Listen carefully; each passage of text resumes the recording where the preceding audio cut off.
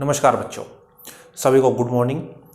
बच्चों, हमने स्क्वायर के बारे में पढ़ लिया है और आज हम जो चालू करने वाले हैं वो हम चालू करने वाले हैं रेक्टेंगल। तो आप सभी जल्दी से अपनी रजिस्टरों में हेडिंग डाल लीजिए रेक्टेंगल।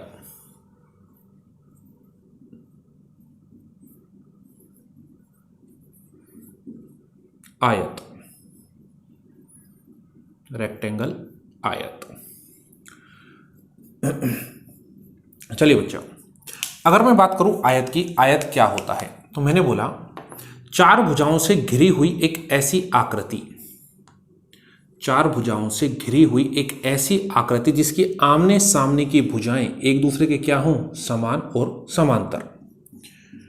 मैंने एक रेक्टेंगल बनाया ए बी सी और डी, जिसकी आमने सामने की भुजाएं एक दूसरे के बराबर हैं। अगर ये आपकी लेंथ एल है और ये आपकी विड्थ बी है, ब्रेथ। चलिए, आमने सामने की भुजाएं एक दूसरे के समांतर हैं और आपस में कैसी हैं, बराबर। और प्रत्येक कोण कितने डिग्री का होता है बच्चा, 90 डिग्री का। प्रत्येक कोण कितने डिग्री का होता है बच्चा, 90 डिग्री का। आयत एक ऐसी आकृति जिसकी आमने सामने की भुजाएं समान होती हैं और प्रत्येक कोण कितने डिग्री का होता है बच्चा, 90 डिग्री का। अगर मैं आप लोगों से बात करूं कि अगर इसकी आमने सामने की भुजाएं समान हैं और मैं यहां से एक विकर्ण खींचता हूं AC, और बच्चा मैं यहां से एक विकर्ण खींचता हूं AC, सभी ध्यान देना एक बार।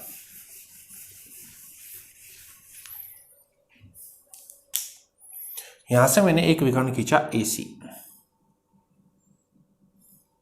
तो मैं अगर आप लोगों से बोलूं कि ये आपकी भुजा है B और ये भुजा है आपकी L, तो दोनों भुजाएं अगर आपस में एक दूसरे के समान नहीं है, स्क्वायर में दोनों भुजाएं आपस में समान थी तो सामने वाले कोण भी आपस में कैसे थे, समान। दोनों भुजाएं आपस में एक दूसरे के समान नहीं है तो कोण भी समान नहीं होंगे। अगर ये आपका θ1 तो बच्चा ये आपका क्या होगा, θ2। या फिर मैं इसको कह सकता हूं ये आपका 90 डिग्री, ये आपका θ1। त्रिभुज के तीनों कोणों का योग 180, तो ये कोण आपका क्या हो जाएगा, 90 माइनस θ1, 90 माइनस θ1। बच्चा मैंने क्या बोला, मैंने बोला ये θ1, ये 90 माइनस θ1 और ये आपका 90 डिग्री। क्यों? क्योंकि दोनों भुजाएं आपस में अलग अलग हैं। तो यहां से मेरे पास जो पहला पॉइंट निकल कर आया, वो क्या आया, अगर ये θ1 तो बच्चा ये वाला कोण क्या हो जाएगा, 90 माइनस θ1। तो मैंने देखा कि जो विकर्ण AC है ये कोण समद्विभाजक नहीं है, कोण A को दो समान भागों में विभाजित नहीं कर रहा है। तो विकर्ण जो आपका डायगोनल होता है, विकर्ण कोण समद्विभाजक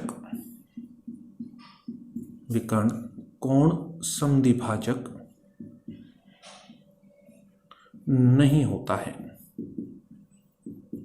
विकर्ण कोण समद्विभाजक नहीं होता है। दूसरा पॉइंट, आमने सामने की भुजाएं आपस में समान होती हैं, यानी मैं कह सकता हूं AB बराबर CD और बराबर में किसके हैं, L के। तीसरा पॉइंट, BC और AD आपस में समान है, इसको मैंने क्या बोला है, स्मॉल b। चौथा पॉइंट, चारों जो कोण होते हैं आयत के वो कितने होते हैं, 90 डिग्री। तो कोण A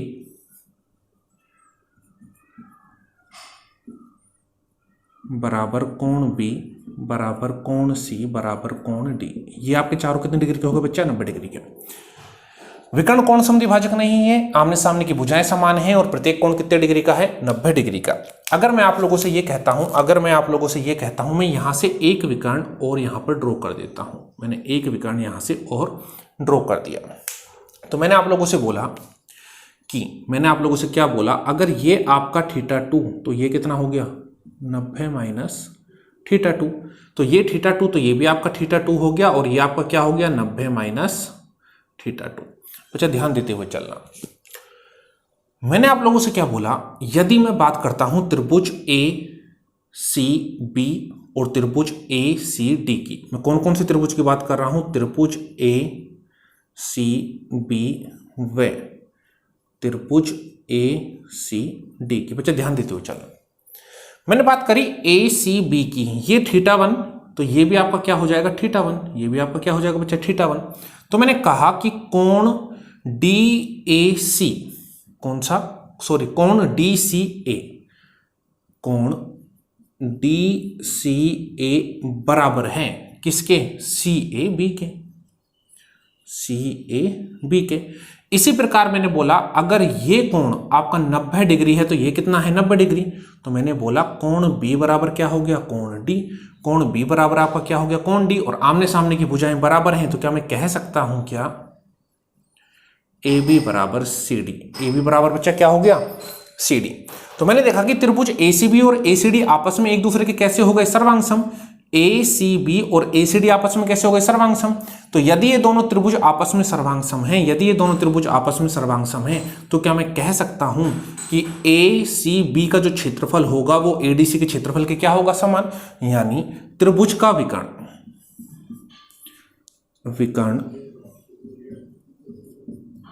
क्षेत्रफल को दो समान भागों में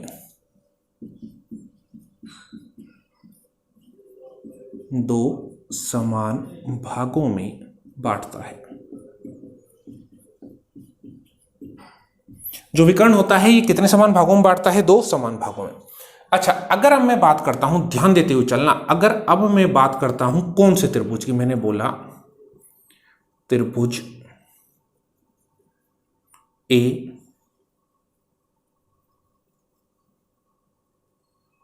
डी बी की,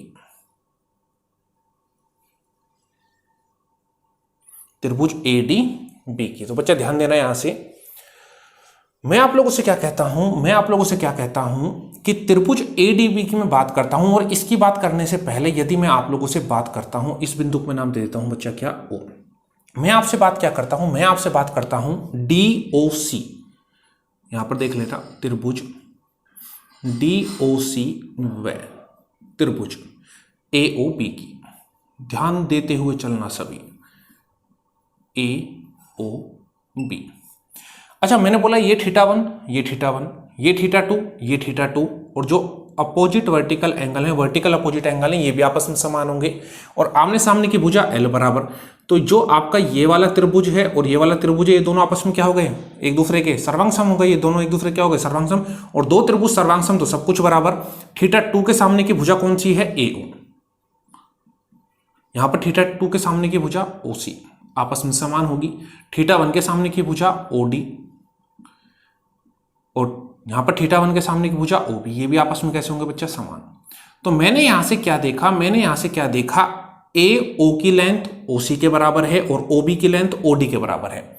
यानी बच्चा मुझे यहां से ये पता चल गया कि विकर्ण आपस में एक दूसरे को समद्विभाजित कर रहे हैं। ये वाली भुजा इसके समान है और ये वाली भुजा इसके समान है। तो यहां से मेरे पास जो छठा पॉइंट आया वो क्या आया, विकर्ण एक दूसरे को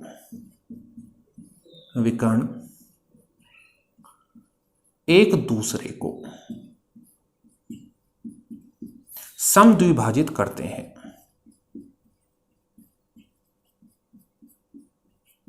विकर्ण एक दूसरे को समद्विभाजित करते हैं। अच्छा जी, अब मैं बात करता हूं अगले पॉइंट की।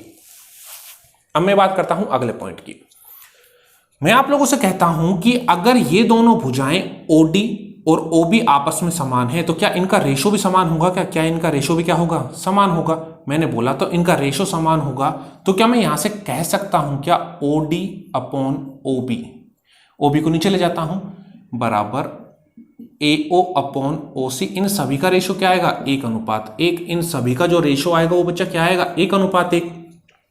तो मैंने बोला यदि मैं भुजा AO की बात करूं, और अब मैं बात कर रहा हूं त्रिभुज ABD की, ध्यान देते हुए चलना। मैंने बात करी अगर भुजा AO इस विकर्ण DB को इस बिंदु पर मिलकर दो भागों में बांट रही है, तो शीर्ष से सामने वाली भुजा के मध्य बिंदु को मिलाने वाली रेखा बच्चा क्या होती है, माध्यिका होती है। तो मैंने बोला AO त्रिभुज ADB के लिए क्या हो गई, माध्यिका हो गई। और अगर ये माध्यिका हो गई तो मैं कह सकता हूं क्या, इस त्रिभुज का और इस त्रिभुज का जो क्षेत्रफल होगा वो आपस में कैसा होगा, समान होगा। भाई माध्यिका जो होती है वो किसी भी त्रिभुज के क्षेत्रफल को दो समान भागों में बांटती है, तो इसका क्षेत्रफल भी 1, इसका क्षेत्रफल भी 1। ये वाला त्रिभुज और ये वाला त्रिभुज आपस में सर्वांग सम है, तो इसका क्षेत्रफल भी कितना हो जाएगा, 1, और इसका क्षेत्रफल भी कितना आ जाएगा, 1। कहने का मतलब बच्चा, कहने का मतलब क्या है, आपको डायग्राम से बिल्कुल साफ दिखाई दे रहा है कि त्रिभुज के दोनों विकर्ण यानी सॉरी त्रिभुज के नहीं, आयत के दोनों विकर्ण आयत को 4 समान भागों में विभाजित करते हैं। तो जो आपका यहां से 7वां पॉइंट होगा, दोनों विकर्ण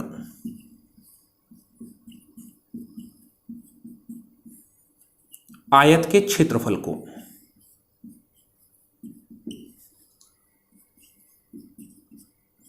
चार समान भागों में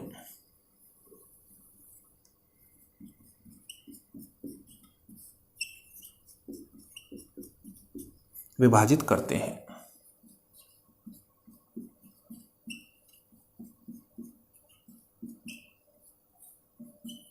चार समान भागों में विभाजित करते हैं। अच्छा जी, अब लास्ट बात, मैंने बोला ये θ1 ये θ2, तो ये वाला जो आपका कोण होगा, ये वाला जो आपका कोण होगा, इसको मैं दूसरे पेन से बना देता हूं। ये वाला जो आपका कोण होगा भाई, ये θ1 ये θ2 त्रिभुज के तीनों कोणों का योग 180, तो ये मेरे पास क्या आ गया 180 माइनस θ1 प्लस θ2, ये कितना भी हो सकता है। तो जो मेरे पास यहां से लास्ट पॉइंट आया कि आयत के दोनों विकर्ण एक दूसरे को 90 डिग्री पर प्रतिच्छेद नहीं करते, तो जो लास्ट 8वां पॉइंट है वो आपका है विकर्ण एक दूसरे को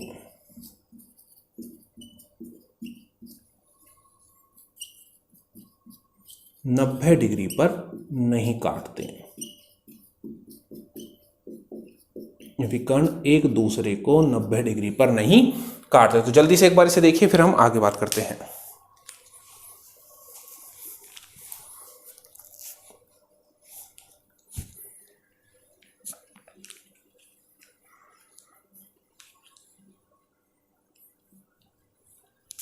चलिए अब बात करते हैं आगे। सारी चीजों को बहुत अच्छे तरीके से समझते हुए चलना, मैं एक एक चीज आपको समझाते हुए चल रहा हूं। कोई भी चीज अगर आपको समझ में नहीं आती है तो आप वीडियो को वापस पीछे कर कर उसे वापस देख सकते हैं। चलिए, ये तो हमारी हुई आयत की बेसिक बातें बच्चा। अब हम पढ़ते हैं कि आयत के अंदर कौन कौन सी थ्योरम हमारी यूज आती हैं, कौन कौन से ऐसे कॉन्सेप्ट होते हैं जो हमारे क्वेश्चन को सोल्व करने में काम आते हैं। चलिए तो हम शुरुआत करते हैं। मैं आप लोगों से बोलता हूं कि यदि एक एक कॉन्सेप्ट को हम पढ़ने वाले हैं।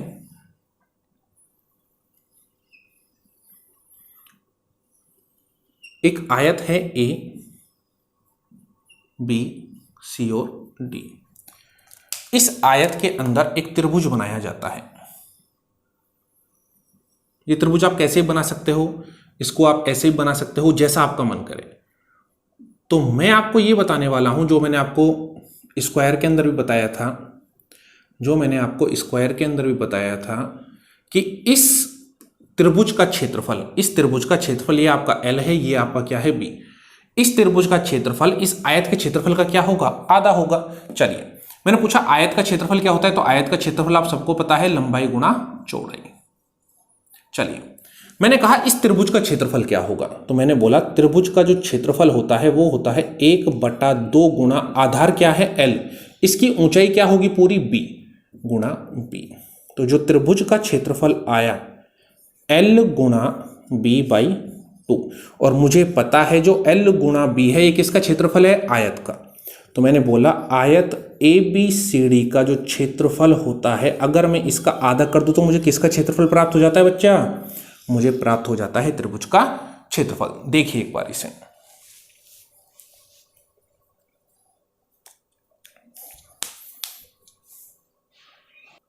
चलिए अब बात करते हैं अगले कॉन्सेप्ट की। तो बच्चा ध्यान देते हुए चलना। मैं बोलता हूं, मैंने आपसे क्या बोला, एक आयत की चारों भुजाओं के, एक आयत की चारों भुजाओं के मध्य बिंदु को, चारों भुजाओं के मध्य बिंदु को मिलाने पर जो आकृति प्राप्त होती है वो आकृति क्या होती है, P Q R S। तो ध्यान देते हुए चलना बेटा। मैं आप लोगों से बोलता हूं, मैंने आपको समझा चुका हूं वैसे ये चीजें। अगर ये आयत का विकर्ण है AC, ये मैंने इसको नाम दे दिए ए, बी, सी और डी। और ये यदि मध्य बिंदु है तो मैं त्रिभुज DAC की बात करता हूं। तो मैंने बोला अगर ये त्रिभुज DAC के मध्य बिंदु है तो ये दोनों रेखाएं आपस में कैसी होंगी, समांतर, और ये दोनों रेखाएं भी आपस में कैसी होंगी, समांतर। तो PQ और RS भी एक दूसरे क्या हो गई, समांतर। अच्छा जी, मैंने बोला अगर ये मेरा डायगोनल है, यदि ये मेरा डायगोनल है D, यदि ये मेरा डायगोनल है D, मैंने एक चीज लिखाना भूल गया आपको कि आयत के जो दोनों विकर्ण होते हैं, आप इसको लिख लेना, आयत के जो दोनों विकर्ण होते हैं ये आपस में कैसे होते हैं, समान, और इनकी जो वैल्यू होती है वो क्या होती है, L square plus B square. इसे आप राइट एंगल ट्राइंगल से प्रूव कर सकते हैं। तो इसे आप पिछले में आप नवा पॉइंट डालकर लिख लेना, जितने भी हमारे पॉइंट होते हैं उसका अगला। तो मैं आप लोगों से कहता हूं यदि ये मेरा डायगोनल D है तो क्या ये मेरी D/2 हो जाएगी क्या, भाई बिल्कुल D/2 हो जाएगी, और ये भी मेरी क्या हो जाएगी, D/2। इसी प्रकार यदि मैं दूसरा डायगोनल खींचता हूं, दूसरा विकर्ण यहां से मैं अगर ड्रॉ करता हूं, तो मैंने बोला ये रेखा इसके समांतर और ये रेखा इसके समांतर। तो मैंने बोला डायगोनल बराबर होते हैं, तो ये भी आपका D, तो ये आपका क्या हो गया बच्चा, D/2, और ये भी आपका क्या हो गया, D/2। मैंने क्या बोला, आमने सामने की भुजाएं एक दूसरे के समांतर हैं, आमने सामने की भुजाएं एक दूसरे के क्या हैं, समांतर हैं, और आपस में क्या हैं, बराबर हैं। अब बात आती है अगर आमने सामने की भुजाएं एक दूसरे के समांतर और बराबर हैं, या तो वो वर्ग हो सकता है या वो समचतुर्भुज हो सकता है, या तो वो स्क्वायर या रोम्बस। मैंने बोला इसके जो विकर्ण होते हैं एक दूसरे को 90 डिग्री पर नहीं काटते। अभी बताया मैंने आपको, आयत के विकर्ण एक दूसरे को 90 डिग्री पर नहीं काटते, तो इसके जो प्रत्येक कोण होंगे वो 90 डिग्री के नहीं होंगे, और अगर ये 90 डिग्री के नहीं होंगे तो मध्य बिंदु को मिलाने पर जो बनने वाली आकृति है, वो बनने वाली आकृति आपकी क्या होगी, समचतुर्भुज। वो बनने वाली आकृति आपकी क्या होगी, समचतुर्भुज। तो आयत के प्रत्येक भुजा के मध्य बिंदु को मिलाने पर कौन सी आकृति प्राप्त होती है, समचतुर्भुज। देखिए एक बार,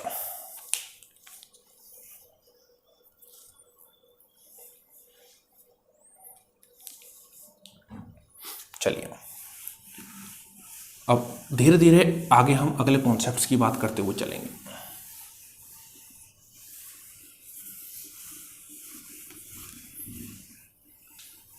चलिए बच्चा, यदि मैं आप लोगों से बोल देता हूं कि एक आयत ABCD,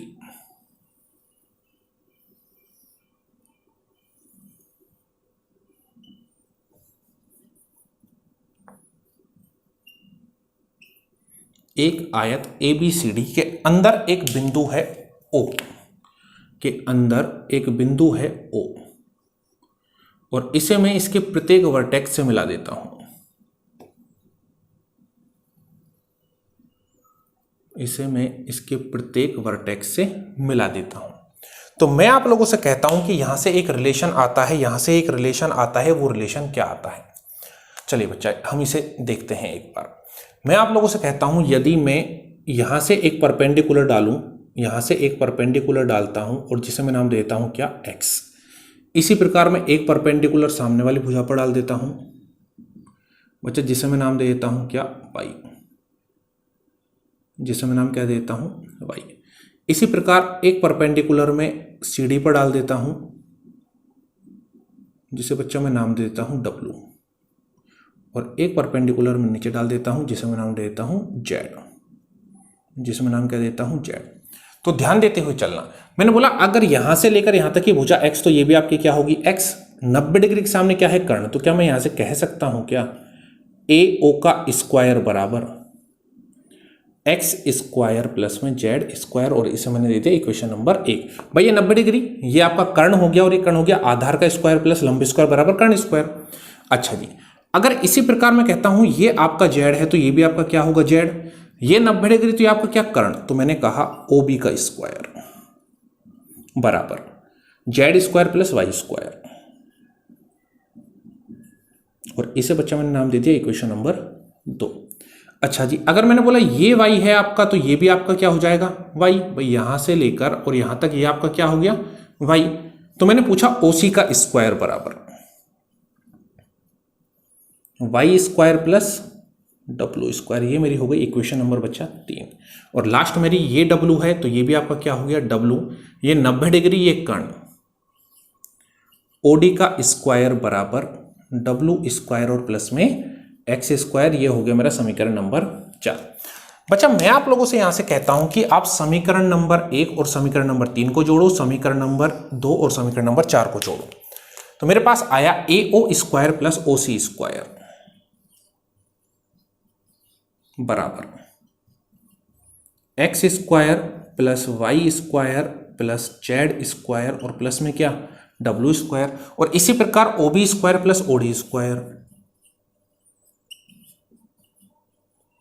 आपका ये भी क्या आएगा X square Y square Z square और प्लस में बच्चा क्या डब्ल्यू स्क्वायर। मैंने बोला अगर एक पक्ष आपस में समान है तो दूसरा पक्ष भी समान होगा, तो मेरे पास इक्वेशन बच्चा क्या आ गई AO square plus OC square बराबर OB स्क्वायर और प्लस में क्या OD स्क्वायर। तो ये एक इंपॉर्टेंट रिजल्ट है जो आप लोगों को याद रखना है। ये एक इंपॉर्टेंट रिजल्ट है जो आप लोगों को याद रखना है। चलिए देखिए एक बार इसे जल्दी से, फिर हम आगे बात करते हैं। अगर मैं इसी कॉन्सेप्ट के ऊपर एक कॉन्सेप्ट की आपसे और बात करता हूं, मैंने बोला आपके पास एक आयत है ABCD,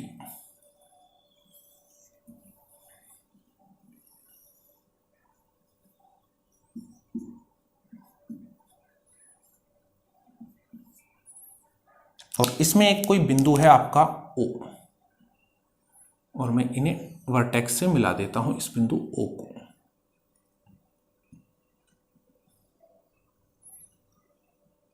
और मैं आप लोगों से कहता हूं कि इसका एरिया A1, इसका एरिया A2, इसका एरिया A3 और इसका एरिया A4। तो यहां से एक रिलेशन निकल कर आता है, वो रिलेशन क्या निकल कर आता है उसकी भी हम बात कर लेते हैं।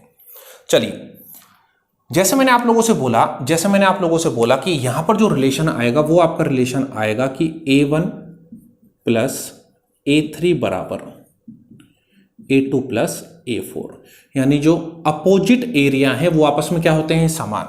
अपोजिट जो साइड्स होती हैं उनका योग अपोजिट साइड्स के योग के क्या होता है बराबर, स्क्वायर के योग के बराबर। मैंने बोला A1, अगर मैं यहां से लेकर यहां तक एक परपेंडिकुलर डालता हूं, इस पूरी भुजा पर मान लीजिए मैंने एक परपेंडिकुलर डाला, ठीक है, इसको मैंने बोल दिया x और इसको मैंने बोल दिया y। ये आपकी पूरी भुजा क्या है L, ये आपकी पूरी भुजा क्या है B। भाई समझते हुए चलना इस चीज को आप बहुत अच्छे तरीके से। मैं आप लोगों से कहता हूं A1 का क्षेत्रफल, त्रिभुज AOB का क्षेत्रफल, त्रिभुज AOB का क्षेत्रफल आधार गुणा ऊंचाई 1/2, आधार क्या L और ऊंचाई क्या y, प्लस इसका क्षेत्रफल 1/2, आधार क्या ये भी L होगा आपका और ये आपका क्या होगा B, गुणा ऊंचाई क्या है x। मैं बात करूं A2 की, तो मैंने बोला मैंने यहां पर भी एक परपेंडिकुलर डाल दिया है पूरा, इसका बोल दिया मैंने W और इसको मैंने क्या बोल दिया Z। मैंने बोला A2 1/2, आधार B ऊंचाई क्या है W, प्लस 1/2, आधार B और ऊंचाई क्या है Z। 1/2 L कॉमन ले लेता हूं, 1/2 L कॉमन ले लिया, अंदर क्या बचा x प्लस वाई। यहां भी मैंने 1/2 L कॉमन ले लिया, अंदर क्या बचा W प्लस Z। अच्छा मैंने बोला x plus Y, x plus Y, x plus Y, यहां से लेकर यहां तक अगर ये पूरा परपेंडिकुलर है तो इसकी वैल्यू क्या आ गई B। तो 1/2 LB बराबर 1/2 L, सॉरी यहां पर आएगा B, भाई B कॉमन लिया है ना, W प्लस Z, यहां से यहां तक की लेंथ क्या है L, तो L गुणा B। मैंने बोला क्या दोनों क्षेत्रफल आपस में समान आ रहे हैं क्या, तो इनका एरिया आपस में क्या होता है समान। जल्दी से एक बार इसे नोट करिए फिर आगे बात करेंगे।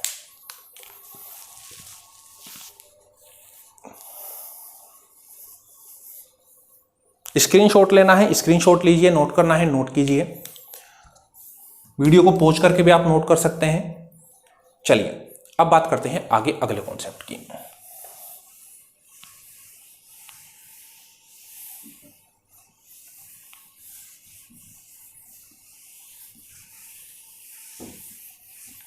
चलिए यदि मैं आप लोगों से कहता हूं कि आयत ABCD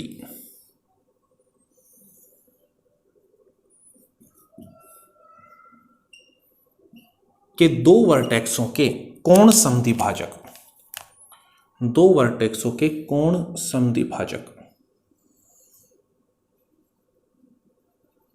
को आपस में मिलाया जाए, और ये कोण समद्विभाजक, तो ये कोण आपका कितने का 45 का, और ये कोण भी आपका कितने का 45 का, ये एंगल भी आपका कितने का 45 का, और ये एंगल भी बच्चा आपका कितने का है 45 का। भाई एंगल बाइसेक्टर हैं तो 90 डिग्री कोण को दो बराबर भागों में बांटा, तो ये वाला कोण जो आपका प्राप्त हुआ, ये वाला जो कोण आपका प्राप्त हुआ, ये वाला जो कोण आपका प्राप्त हुआ, ये कोण आपका कितने डिग्री का मिलता है बच्चा 90 डिग्री का। तो आयत के किन्हीं भी दो वर्टेक्स के एंगल बाइसेक्टर जहां मिलते हैं, तो कितने डिग्री कोण का निर्माण करते हैं बच्चा 90 डिग्री के कोण का। चलिए अब मैं बात करता हूं, इसी के ऊपर एक कॉन्सेप्ट है उसकी, वो कॉन्सेप्ट क्या है, बहुत ध्यान से समझते हुए चलना।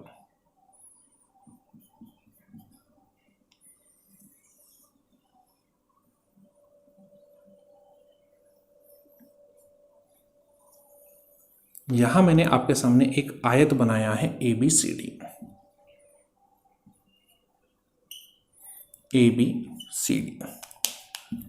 मैंने A और B का एंगल बाइसेक्टर,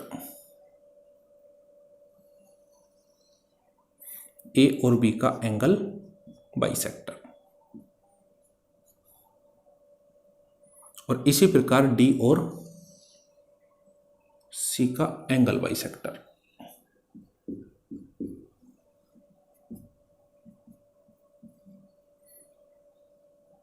जहां मिल रहे हैं इन बिंदु को मैंने नाम दे दिए PQRS।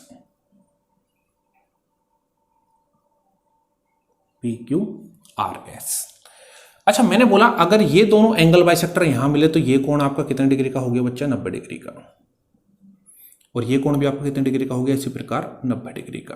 भाई इन दोनों कोणों के एंगल बाइसेक्टर यहां मिले 90 डिग्री के, इस वाले थ्योरम से मैंने इसको आपको बता दिया। अच्छा, मैंने बोला ये एंगल बाइसेक्टर है, ये भी एंगल बाइसेक्टर है, दोनों अगर बिंदु Q पर मिले हैं, दोनों यदि किस पर मिले हैं बिंदु Q पर, तो ये कोण आपका कितने डिग्री का 90 डिग्री का, और ये कोण 90 डिग्री का, तो वर्टिकल अपोजिट एंगल के हिसाब से ये कोण भी आपका कितने डिग्री का हो जाएगा 90 डिग्री का, और इसी प्रकार ये कोण भी आपका क्या हो गया 90 डिग्री का। चारों कोण कितने डिग्री के हैं 90 डिग्री के। चलिए अब मैं अगर आप लोगों से बात करता हूं, यदि मैं आप लोगों से बात करता हूं त्रिभुज DPC व त्रिभुज ARB से, मैंने बोला DPC कोण P कोण R के बराबर, कोण P बराबर कोण R के बराबर। अच्छा जी, ये भी आपकी भुजा L है और ये भी आपकी भुजा L है, तो DC बराबर AB।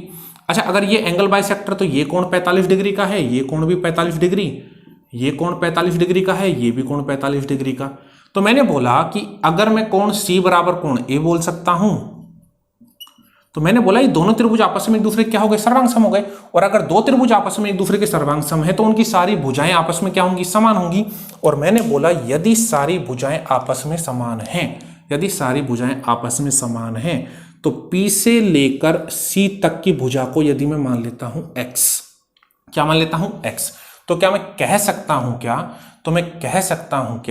जो आपकी R से लेकर B तक की भुजा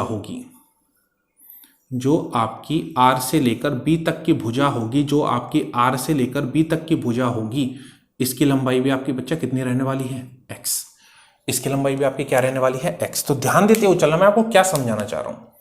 ये तो मैंने बात करी इन दो बड़े त्रिभुजों की, थोड़ा डायग्राम कॉम्प्लिकेटेड हो जाएगा, लेकिन आपको ये चीजें धीरे धीरे समझते हुए चलनी है। फिर यदि मैं आपसे बात कर लेता हूं कौन कौन से त्रिभुज की, DSA, त्रिभुज DSA व CQB, बच्चा ध्यान देते हुए चलना।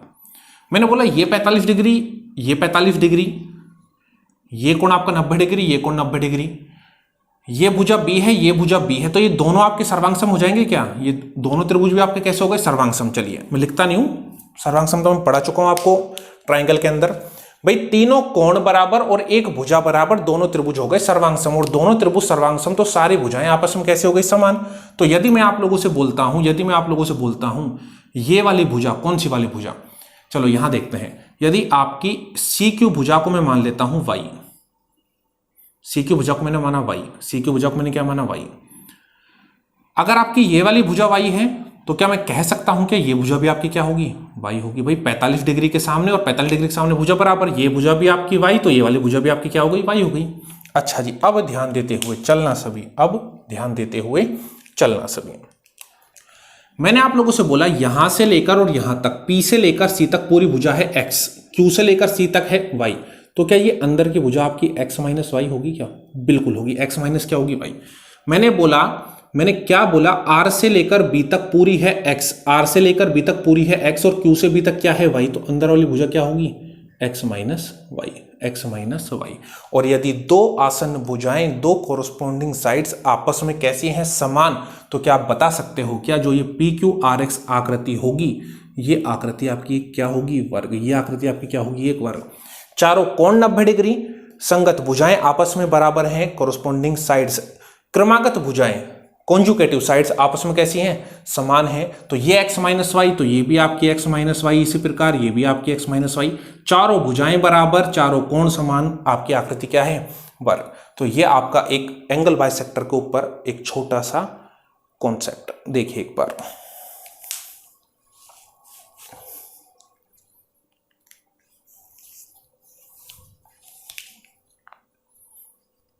चलिए अब बात करते हैं अगले कॉन्सेप्ट की।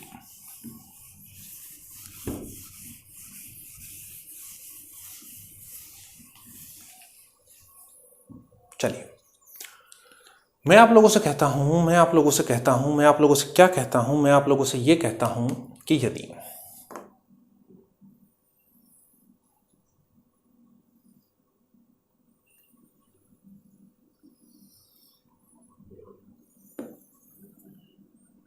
आयत ए बी सी डी,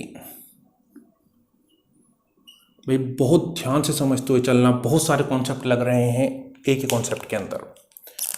ये है डीसी का मध्य बिंदु और ये है ए बी का मध्य बिंदु, और मैंने ए से इस मध्य बिंदु को मिला दिया है और सी से मैंने इस मध्य बिंदु को मिला दिया है। चलिए, और मैंने एक डायगोनल खींचा डी बी, इसको मैंने नाम दे दिया है P और इसको मैंने नाम दे दिया है Q, इस बिंदु को मैंने नाम दे दिया है R और इस बिंदु को मैंने नाम दे दिया है S। इस बिंदु को मैंने नाम क्या दे दिया है बच्चा? इस बिंदु को मैंने नाम दे दिया है S। तो मैं आप लोगों से कहता हूं जो ये डायगोनल है, भुजा AQ, भुजा CP, इस डायगोनल को 3 बराबर भागों में बांटेगी, यानी जो DR है, जो आपका DR है वो बराबर होगा RS के और ये बराबर होगा SB के, ये आपका बराबर होगा SB के। ये मध्य बिंदु है तो ये भुजा इसके बराबर, ये भुजा इसके बराबर। अब बात आती है ये चीजें आती कहां से हैं? तो धीरे धीरे आप इस चीज को समझते हुए चलना।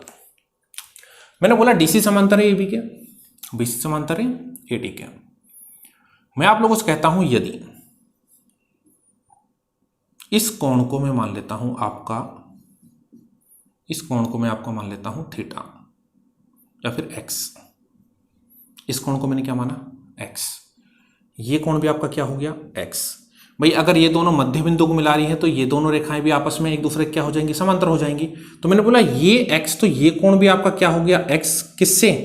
कोरस्पोंडिंग एंगल, संगत कोण से। अच्छा जी, मैंने बोला अगर ये कोण आपका y है तो एकांतर कोण अल्टरनेट एंगल से ये भी y, और तीसरा बचा हुआ कोण तो ऑटोमेटिक आपस में क्या हो जाएगा? समान। ऑटोमेटिक आपस में क्या हो जाएगा बच्चा? समान हो जाएगा। और मैंने बोला अगर ये भुजा आपकी L/2 है, ये आपकी क्या है? L/2। भाई मध्य बिंदु है, ये L/2 है तो ये भी आपकी क्या है? L/2। मैंने कहा तीनों कोण बराबर, एक भुजा बराबर, सर्वांगसम हो गए हैं दोनों त्रिभुज। तो यदि यहां से लेकर यहां तक ये भुजा आपकी A, तो ये भुजा भी आपकी क्या होगी? A होगी। अगर DR आपकी A है तो SB भी तो आपकी क्या होगी बच्चा? A होगी। चलिए मैंने आप लोगों से कहा यदि मैं इन दोनों मध्य बिंदुओं को आपस में मिला दूं तो ये जो आपका बिंदु होगा ये डायगोनल का क्या होगा, मध्य बिंदु। और ये रेखा किसके समांतर होगी, इसके समांतर। यानी ये जो आपकी रेखा है वो समांतर है किसके, सीबी के। भाई मिड पॉइंट थ्योरम से मैं इसको कह सकता हूं ये आपका मध्य बिंदु है तो ये डायगोनल का भी मध्य बिंदु होगा। चलिए अब मैं अगर बात करता हूं कौन कौन से त्रिभुज की, मैं बात करता हूं इस बिंदु को मैंने नाम दे दिया ओ। बच्चा मैं आप लोगों से बात कर रहा हूं कौन कौन से त्रिभुज की। मैंने आपसे बात करी पी एस ओ। अच्छा ये मध्य बिंदु है तो ये आपका, अगर पूरी ये रेखा आपकी बी है तो ये आपका क्या हो गया, b/2। क्या हो गया बच्चा, b/2। अच्छा मैं अगर आप लोगों से कहता हूं कि यदि ये कोण थीटा है तो ये वाला कोण आपका क्या होगा, थीटा होगा। भाई एकांतर कोण। मैंने बोला अगर ये कोण आपका θ1 है, ये कोण θ1 है तो ये कोण क्या होगा, θ1। और ये अपोजिट वर्टिकल एंगल भी आपस में क्या होंगे, समान। मैंने वापस बोल रहा हूं बहुत ज्यादा कॉन्सेप्ट लग रहे हैं तो आप बार बार वीडियो को देखिए जिससे चीज समझ में आ जाए। मैंने बोला यदि तीनों कोण आपस में समान है, इस कोण के सामने की भुजा यहाँ b है तो इस कोण के सामने की भुजा यहाँ b/2। मैंने आपसे क्या बोला, मैंने आप लोगों से बोला अगर थीटा के सामने भुजा a है तो थीटा के सामने की भुजा क्या आपकी यहाँ से a/2 हो जाएगी। क्या हो जाएगी, a/2। थीटा के सामने a/2, इस कोण के सामने b थी तो इस कोण के सामने b/2, ये a/2 तो ये भी आपकी क्या हो गई, a/2। मैंने बोला ये a/2 और a/2 a और ये क्या हो गई a। तो क्या ये मेरा रिलेशन एकदम सही निकल के आ गया क्या, जी हाँ ये रिलेशन मेरा क्या हो गया, एकदम करेक्ट। ये रिलेशन मेरा एकदम क्या हो गया, करेक्ट। तो बच्चा ये हमारी आयत की थ्योरी थी जिसे आप बहुत अच्छी तरीके से इसको बार बार रिवाइज करना, बहुत सारे क्वेश्चन पूछे जाते हैं। आज के लिए इतना ही, टाटा बाय बाय।